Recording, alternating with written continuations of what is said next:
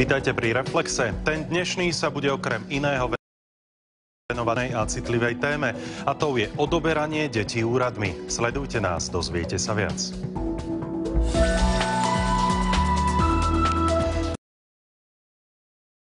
Vo Fíne ukradli 4 deti, a to bez udania akéhokoľvek dôvodu. Násilné odoberanie detí biologickým rodičom sa deje po celom svete. Je to realita aj u nás na Slovensku? Počuli ste už o tzv. Systéme juvenilnej justície? Tá nemilosrdne vytrháva plačúce deti zúfalým rodičom, a to často z absurdných príčin a bez súdu. Žijete v usporiadanej rodine a milujete svoje deti, no i napriek tomu vám úradník môže kedykoľvek zobrať dieťa a dať ho na výchovu napríklad homosexuálnemu alebo lesbickému páru. Súd v Taliansku odobral manželom ich 18-mesačné dieťa, lebo podľa sudcov sú príliš starí na jeho výchovu. Jeho matka mala totiž 57 rokov, keď ho porodila po umelom oplodnení. A takéto prípady nie sú realitou len mimo našich hraníc.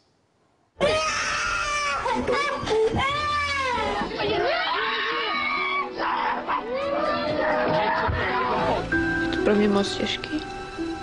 Dívat se do prázdné postýlky. To hrozně proti. Úplně ta bezmoc. Asi 3 sociálky, jako ty pracovnice, sem vtrhli a asi tak 6 policajtů. Vrhli se na mě, dali mi pouta. Manželom Davidovcom vytrhli ich 3 deti, Štefana, Báru a Erika, doslova z náručia. To najmladšie malo iba 6 týždňov. 11 dní jsem neviděla mé dítě. Já nevím doteďka ani ten důvod, proč. A botičky jsem držela, chodili jsme s ním. Vždycky teď mi to chybí. Jsme celý tak prázdné.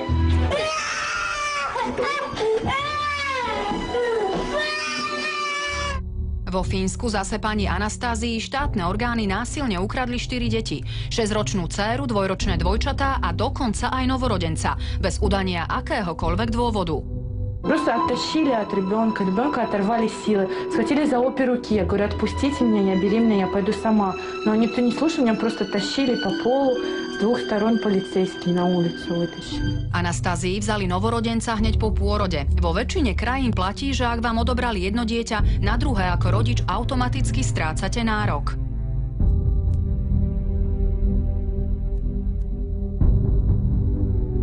На пороге стояло 4 полицейских и работники социальной службы.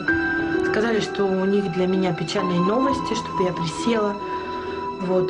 Ребенок заплакал, я хотела подойти, они говорят, вы не можете больше подойти к ребенку, у вас нет права этого. Полицейские стали в дверях комнаты, где ребенок, и меня не подпустили уже к ребенку. Rovnaký osud by zrejme postihol aj tehotnú Slovenku žijúcu v Británii. 5-ročného syna jej sociálna služba odobrala z minúty na minútu rovno zo školy. Prišla som tam a malého som tam nemala. Čakali na mňa sociálni pracovníci, povedali mi, že oni majú môjho syna. Nepovedali mi nič, iba ani mi ho nechceli teda ukázať a pýtali sa ma na modrinu na chrbte, tak som im vysvetlila teda, že spadol na chrbát. Práve modrina mala byť dôvodom na odobratie dieťaťa vina k usporiadanej rodine. Sociálny servis to jednoducho vyhodnotil ako zanedbanie starostlivosti zo strany rodičov. Oni zavolali policajtov a zobrali ho do policajnej ochrany na 72 hodín. Keď Martina videla prvýkrát po 3 dňoch svojho syna a nechcela podpísať sociálke jeho adopčné papiere, začali sa jej vyhrážať. Aby som neodcestovala z Anglicka, lebo mi zoberá aj ďalšie dieťa, pýtala sa na termín pôrodu, tak sme povedali normálne, že ne, my nejdeme nikam. Ako však zobrali si nám syna, tak prečo by sme aj mali ísť niekam, teda chceme ho naspäť. Nakoľko rodičia adopčné papiere nepodpísali, syn bol umiestnený do starostlivosti náhradnej rodiny. Biologickí rodičia sa s ním mohli vídať 5-krát do týždňa po 2 hodiny. Aj to len pod dohľadom sociálneho pracovníka a polície. Mali sme totálny zákaz pýtať sa ho alebo rozprávať sa o rodine, o domácnosti a bolo nám povolené len sa zahrať s ním. Pod tlakom britských úradov a zo strachu, že matke vezmu aj novonarodené dieťa, sa Martina rozhodla v 7. mesiaci tehotenstva Britániu opustiť. Buď zachrániš jedno dieťa, alebo prídeš o obidve deti. Tak som odišla teda na Slovensko. Manžel tam zostal v Anglicku, preto aby bol teda s tým našim synom. V tomto prípade prebiehajú súdne konania. Samozrejme, spisovú dokumentáciu máme aj my. Zatiaľ lekárske vyšetrenie nemáme k dispozícii, ale ako náhle ho budeme mať, budeme sa vedieť aj my jasne prikloniť k alternatíve, čo ďalej. Bolo to dosť ťažké sa rozhodnúť, ale verím v tom, že keď som teda prišla na Slovensko, tak malý môj syn mi bude navrátený. Sú takéto prípady násilného odoberania detí rodičom realitou aj na Slovensku? Žiadna panika. Okrem toho náš sociálny systém je úplne iný, ale myslím si, že veľmi, ale skutočne veľmi citlivý. To znamená, ak k takémuto čomu si dôjde, určite v rámci slovenských podmienok to nie je dôvod na odobratie dieťaťa. U nás sa to stať tiež môže a konkrétne som sa stretla minimálne s jedným prípadom, kedy sa to tak stalo. Hovorím o Natálii, mentálnej anorektičke, ktorú sme riešili niekoľko mesiacov v spravodajstve. Tvoja mama čelila čomu? Ju vlastne obvinujú z toho, že ma týra. Kto obvinil tvoju mamu, že ťa týra? Neviem, ale proste sociálka, sa dá povedať. Naozaj to bol dôsledok toho, že nikto si nič nepreveril a konalo sa len na základe pojmov a dojmov. Povedali, že ma idú zobrať do nejakého centra. To bolo súdne rozhodnutie? Áno. Prišiel nám aj zo súdu potom vlastne papiera, že oni na to majú právo. Si predstavte, že príde pred dom eskota, ja neviem, 6 ľudí a to dievčatko sa zachránilo len tým, že náhodou odchádzalo z domu, oni ho ani nepoznali. Neviem povedať presný počet, ale bol tam počet niekoľkých neúspešných kontaktovaní. Podarilo sa to až na viac pokusov. Tu prišlo 8 ľudí, ktorí ti chcelo zobrať tvoje dieťa bez toho, aby predtým s tebou rozprávali na tému týrania alebo niečo také. Áno, mne sa vyhrážili, že mňa dokonca zatknú. Mňa zatknú, a že dceru mi aj tak doberú. Môžeš mi ty povedať, aká bola realita? Bola si svojou mamou týraná? Nie, nikdy. Po medializácii Natálkinho problému dopadlo všetko dobre a dnes je opäť so svojou mamou. Avšak v mnohých krajinách je medializácia takýchto prípadov trestným činom. O čo teda sociálnym službám pri odoberaní detí ide? Prečo sa však takéto prípady vôbec stávajú? Prečo sú rodičia zbavovaní rodičovských práv bez možnosti obhájiť sa? O čo týmto orgánom vlastne ide? Existuje vážne podozrenie, že deti sú odoberané s cieľom získať ich životné orgány. Tento zločinný systém už vraj funguje vo väčšine krajín.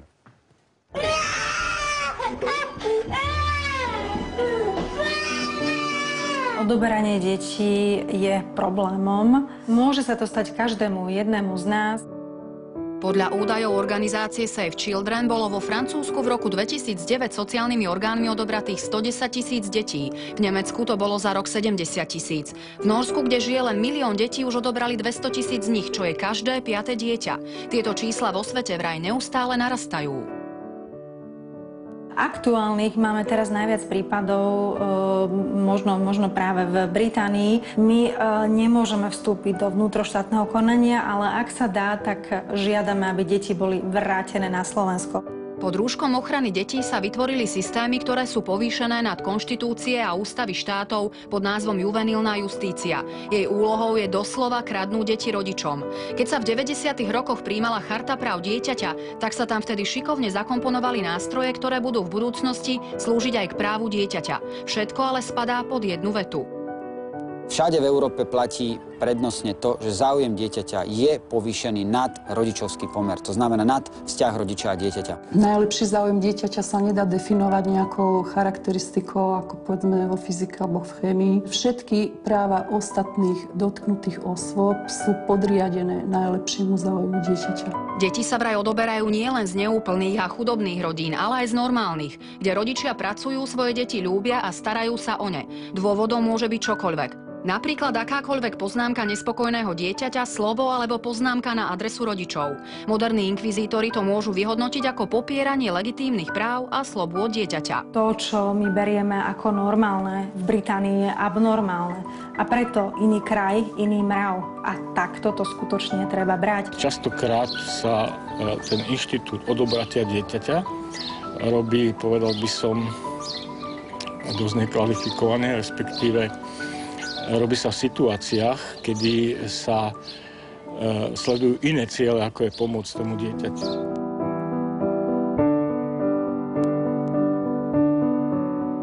Vyzerá to tak, že štát alebo akékoľvek zoskupenie bude mať v budúcnosti väčšie právo na deti ako vlastní rodičia. V Nórsku bol vraj dokonca prijatý zákon o znárodnení detí. Podľa neho má práve štát hlavné slovo vo výchove maloletých.